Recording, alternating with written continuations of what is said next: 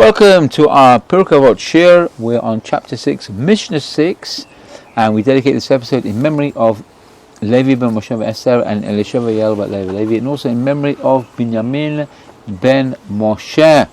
And I'm going to hand you over to Michael. Thank you, Rav Mashiach.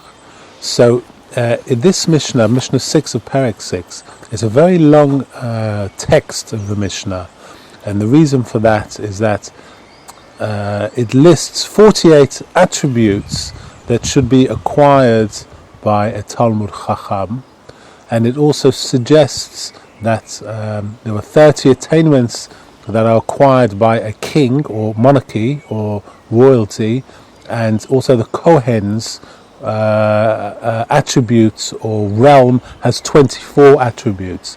So this is a very long Mishnah, and we're going to go through all the 48 that are related to ourselves, our lives, which are the attributes of the acquired by a Talmud Chacham, the 48 ones. We're going to do that over perhaps 4 episodes. Now,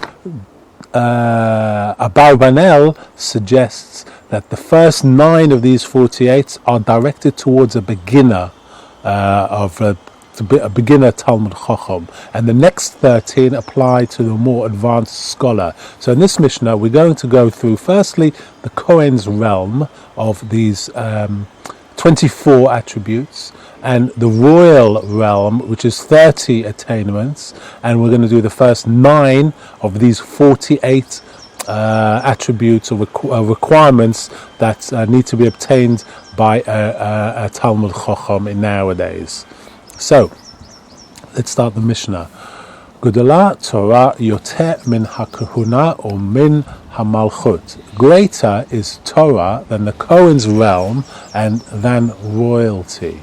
Shehamalchut naknes bashlishim ma'alot. For royalty is acquired by 30 attainments. V'hakahuna naknes be'esrim ve'arba. And the Kohen's realm with 24. Torah naknet ba'arba'im u'shmona dvarim, whilst the Torah is acquired by 48 things. Ve'eluhein, and these are they: the Talmud, by study; b'shmias ha'ozen, attentive listening; ba'arichat shafatayim, ordering one's speech; B'vinat halev, by the heart's understanding; Be'ema, by awe; Be'yura, and reverence; Ba'anava, and humility; and B'simcha, and cheerfulness; Ba'tahara, by purity; Ba'shimush chachamim, by attending upon scholars; B'dibuk chaverim, by close association with fellow students; by filpul hatalmidim, by the sharp discussion of pupils; by yeshuv, by sedateness; by mikra or by mishneh, by knowledge of the scripture and Mishna; by mi'ut schora, by minimizing business; by mi'ut derech eretz,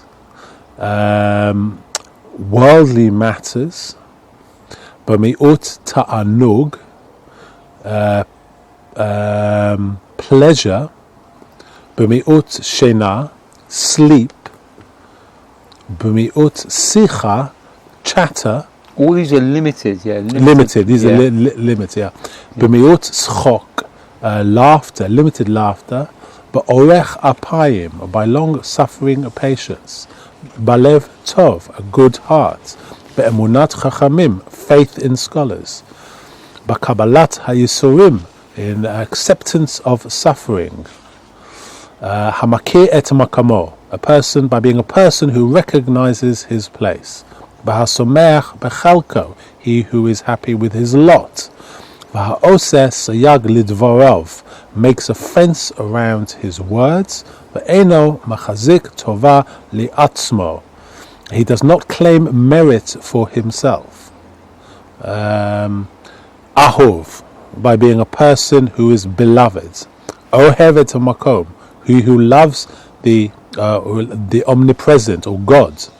Ohev et briot, he who loves the way of loves mankind. Loves et briot is mankind. Ohev et hasadakot, loves the way of the righteousness. Ohev et ha-mesharim, loves the ways, loves reproofs. No, that's loving justice. Loving the ways of uprightness. Ha-mesharim is uprightness. Ohev et ha-tochachot, loves reproofs. Umisrachak min hakavod, and keeps far from honor. V'lo min megim libo b'talmudo, does not fill his heart with pride over learning. Ve'eno sameach behora'ah, or take delight in giving decision. Noseh be'ol im chavero, by being one who bears the yoke with his fellow. Or machrio lachaf zuchut, and judges him favorably. Or me'amido al ha'emet, leads him onto truth. V'ha'amido al shalom, and leads him onto peace. Or me'tshashev b'talmudo, becomes composed in his study. Shoel or meshiv, asks and answers. Shomea or mosif, listens and adds. Halomed al manat lalamed, to his learning by being one who learns in order to teach. Halomed al manat le'asot, and learns in order to do. Hamachkim et rabo, who makes his teacher wiser. V'hamchaven et shmuato, learns his lesson with precision. V'haomer davar b'shem omro, and quotes a thing in the name of the one who said it. Ha lamadta, so can you learn. Kol haomer davar b'shem omro, that whoever quotes something in the name of one who said it, Mevi Geula Leolam, brings deliverance to the world. Shene'emar, for it is stated, and I quote, V'tomar Esther lemelech b'shem Mordechai, and Esther told the king in the name of Mordechai. This is from Esther 2:22. I think there's one that you missed out by mistake after Bevinat Halev, which is intuitive understanding. There was Besichlut Halev as well, which is discernment. So that's towards the beginning of the list there, just before Be'ema, with awe and yira and reverence. So B'sichlot halev. Okay. So these are many attributes. Obviously, we're going to study, and we'll give brief sort of clips on each attribute. But let's look back at the beginning of the Mishnah, because I'm going to also go over the Kohen's realm and the royal realm of attributes and attainments. So with the Kohanim and also with a king of the time. So let's start. In ancient Israel, when the Beis HaMikdash stood and kings ruled the land, Bnei Israel accorded high honor to two types: the Kohen, who served in the Beis HaMikdash, and the sovereign who sat on the throne, the king. What if you lived then and wanted to become one of the two types? How could you do that? If your father was a Kohen, you could be one too, and would be trained to serve in the Beis HaMikdash. If your father was not a Kohen, you were ruled out. Similarly, if your father was a sovereign ruler descended from King David, you might become the next king, but not otherwise. So never fear, says our text, master the Torah until it infuses your life with its spirit, and you will rank higher among our people than the kings and Kohen of old. The Kohen's honored position was acquired with 24 ma'alot, which are attainments and advantages, and the royal throne with 30. These ma'alot were not levels of achievement to reach through hard work, inner struggle, or self-discipline. The Kohen had to obey certain laws and meet certain requirements, together totaling 24. And in recompense for his duties and obligations, he received 24 kinds of gifts, benefits, and privileges. So let's look very quickly. I'm not going to elaborate too much on them, but let's look at the ma'alot, the 24 ma'alot of the Kohen's realm. And this list is given by Machzor Vitri, which was written by Rabbi Isaac of Toledo, and also I think Rabbi Yosef ibn Nachmias. And these are the laws which apply to him. So number one of these 24 ma'alot of the Kohen's realm, number one is holiness. He was to be treated as a holy person and thus with honor. Hence a Kohen is always called first to the Torah in the synagogue. Number two, purity. He had to remain ritually pure to serve in the sanctuary, eat truma, etc. Number three, he wore special clothing of fine linen. Number four, trimming hair and beard every 30 days, and the Kohen Gadol every 7 days. Number five, he shall not defile himself with the dead amongst his people. He was not to lose his ritual purity by dealing with or touching a dead person except close kin, relatives. Number six, they shall not make baldness upon their head. They must not tear their hair out in grief over a dead person. Number seven, neither shall they shave off the edges of their beards. Number eight, nor make any cuttings in their flesh, again in grief over the dead. Number nine, they shall not marry a harlot or a defiled woman, neither shall they marry a woman divorced from her husband. Number 10, any man who has a blemish shall not draw near, that was to serve in the sanctuary. A man blind, that's number 11, or lame, number 12, or with a misshapen face. Number 13, or with a limb too long. Number 14, or a broken foot. Number 15, a broken hand. Number 16, nor a hunchback. Number 17, or a dwarf. Number 18, nor one with a structural fusion in his eye. Number 19, or with itching scabs. Number 20, with scurvy. Number 21, with crushed stones. Number 22, or any blemish in general. Number 23, he was required to cleanse himself of anything disfiguring. Number 24, to keep himself holy. This was in recompense.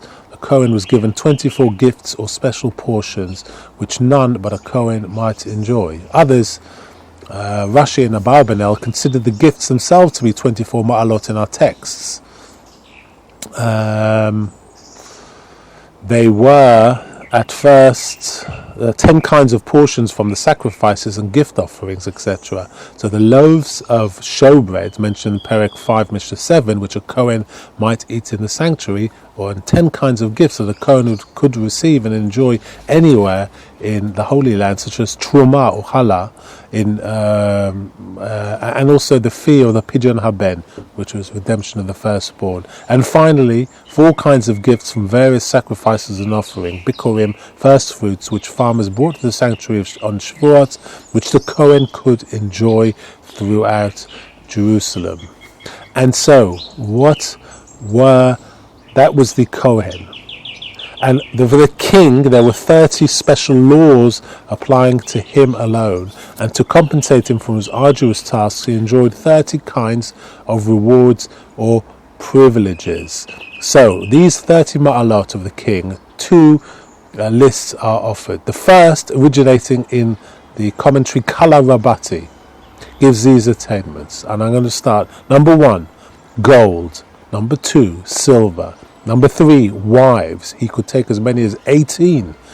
More according to other commentators. Number 4, manservants. Number 5, maidservants. Number 6, houses. Number 7, fields.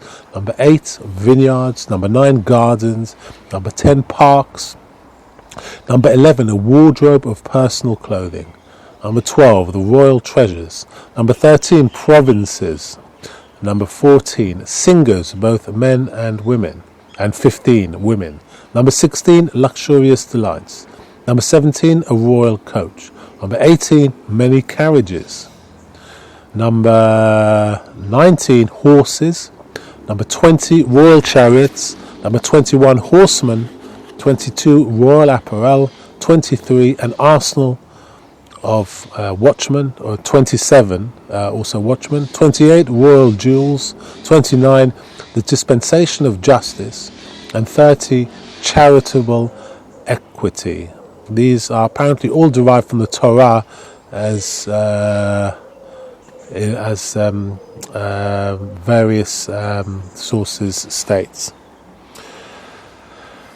The second list derived from the Torah, I think is from Shmuel chapter 8, Pasuk 11 to 17, is of 30 laws which apply only to a king.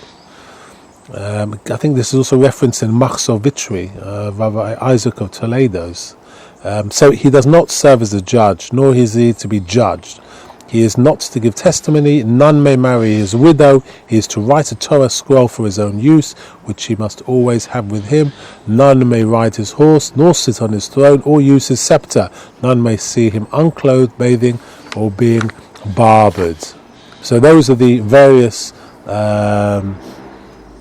attributes? Attributes or privileges, or rewards and privileges for a king, and also previously mentioned for the Kohen. So now let's look at our lowly 48 attainments or attributes that we must have as a normal human being. We're not a king, or we're not a Kohen Gadol or Kohen. So let's start. Number one, by study. We might wonder why something so obvious is listed, studying. But Rabbi Ibn Shem Tov emphasizes that it means just that. There are no shortcuts or magic techniques.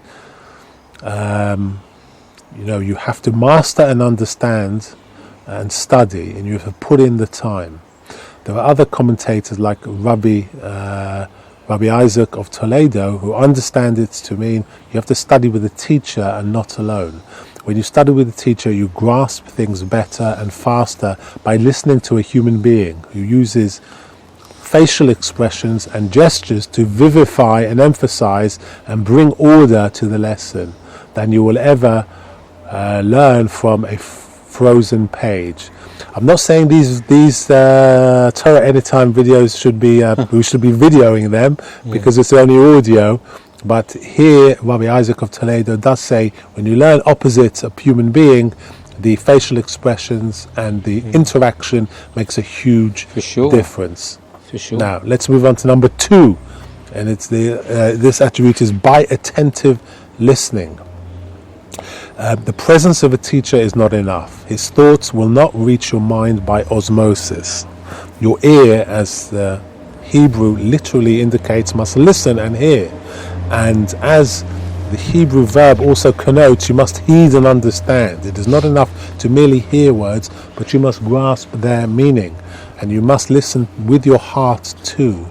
For these nuances that lie in the words of the Torah, although they are not explicitly expressed, mean something. And others, as others can read between the lines, you have to hear between the lines. So, attribute 3, by ordering one's speech. Literally, the Hebrew means preparing the lips, setting them in order. As early commentaries understand it, the text bids the pupil to put into words and express clearly for his own ears to hear all the Torah he learns. Having grasped the instructor's meaning, do not imagine that it is already permanently yours.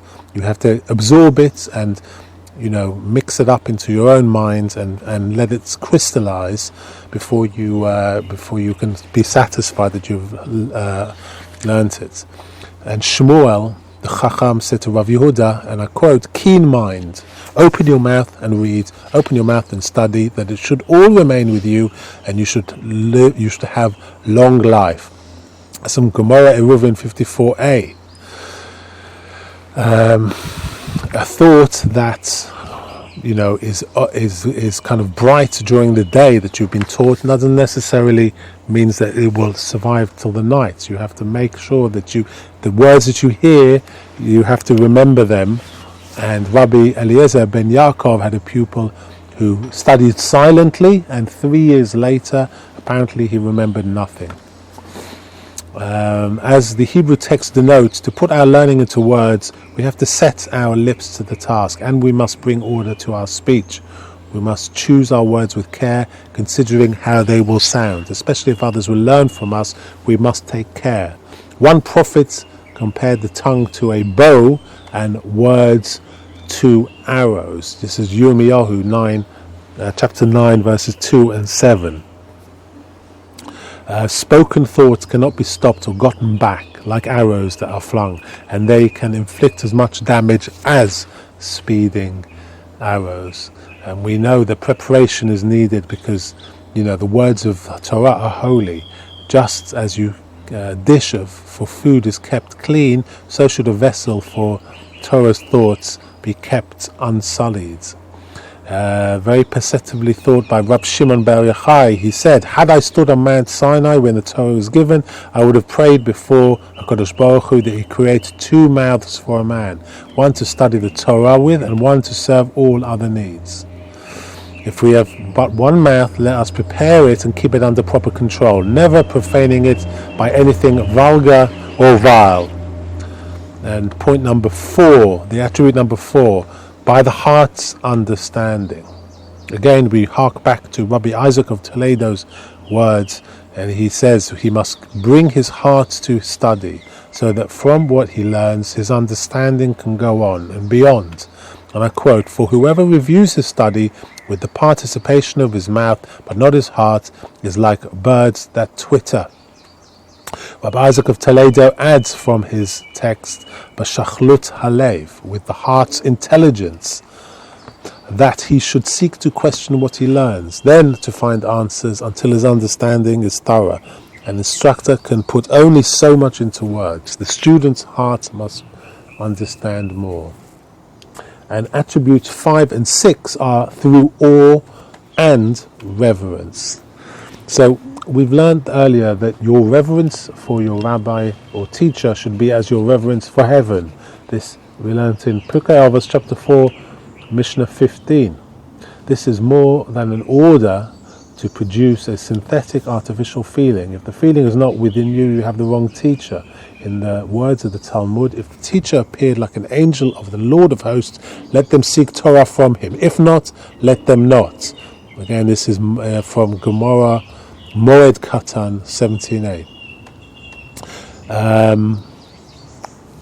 If an angel is sent by HaKadosh Baruch Hu to carry out his will, so must you perceive an instructor, or you will learn no Torah from him. At best, you will receive information on what is in the Torah. We have learned that when people sit and study Torah, the Shekhinah abides amongst them. The inspired instructor has the gift and the power to effect this, to bring the Shekhinah down, so to speak. So he is almost like a heavenly messenger to his pupil.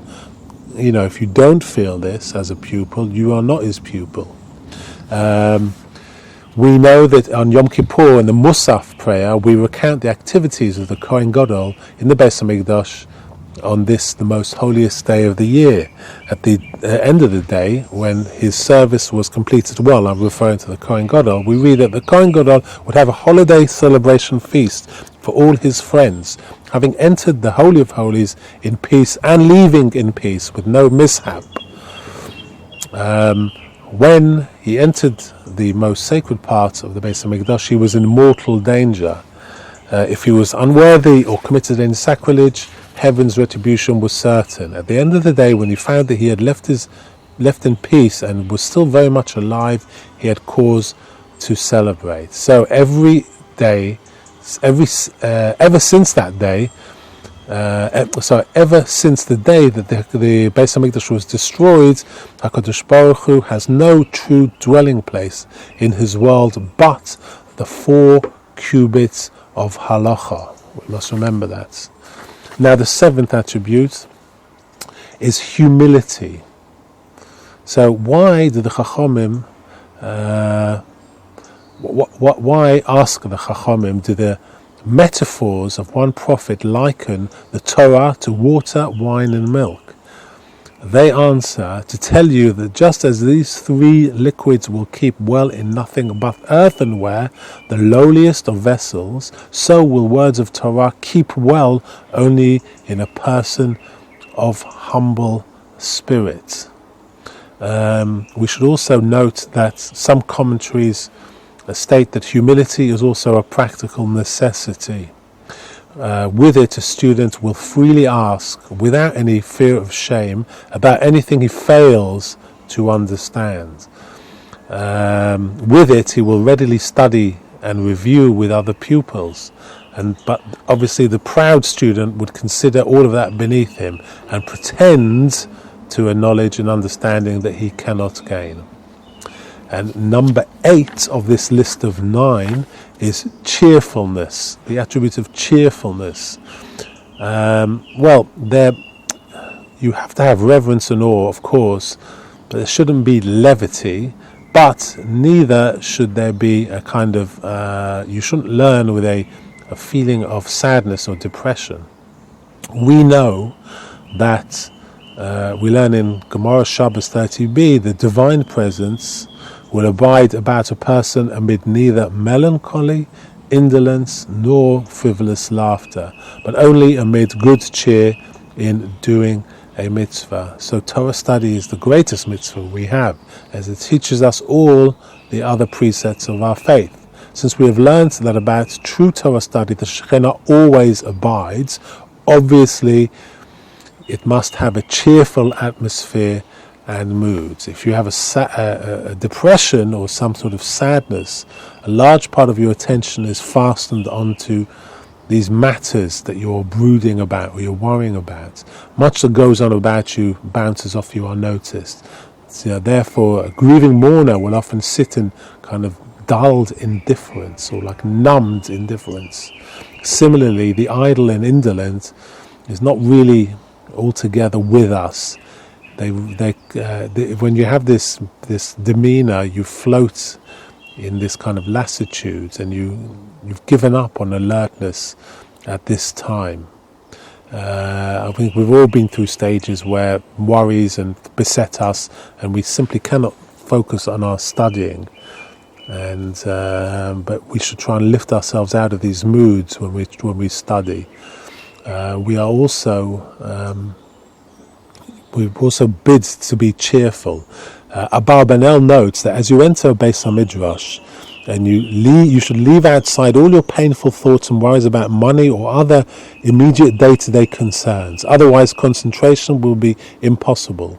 You shouldn't let your workday's world's anxieties and cares darken the light of Torah when you study. You should let that light bring you a serenity of illumination within. Then face the world outside with greater trust in HaKadosh Baruch Hu. This is Abarbanel's great commentary. And the final point, attribute of a Talmud Chacham, or how a person is supposed to act, is purity.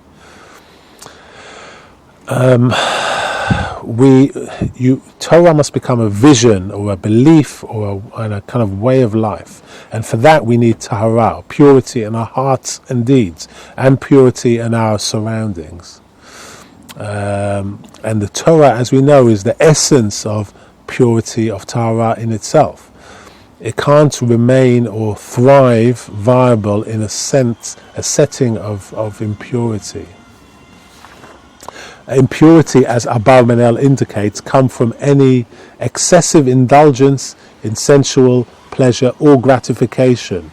If a student would immerse himself in Torah, study and master it, he needs austerity and some form of self-control. Torah is not something to be fitted in between, football matches and social gatherings. Its words must be our kind of life and length of our days, as our Ma'ariv prayer affirms, and never more so in the years that we dedicate to studying. So that completes this first 9 attributes of a Talmud Chacham. These are more directed, as Abarbanel notes, at the beginner students. The next 13, which is we're going to go through in the next episode, will apply rather to a more advanced scholar. And we'll do that next episode. Wonderful. Thank you so much, Michael. Very, very interesting introduction to that lengthy but very exciting Mishnah. Well, looking forward to the next episode, but until then, we wish you a wonderful and blessed week.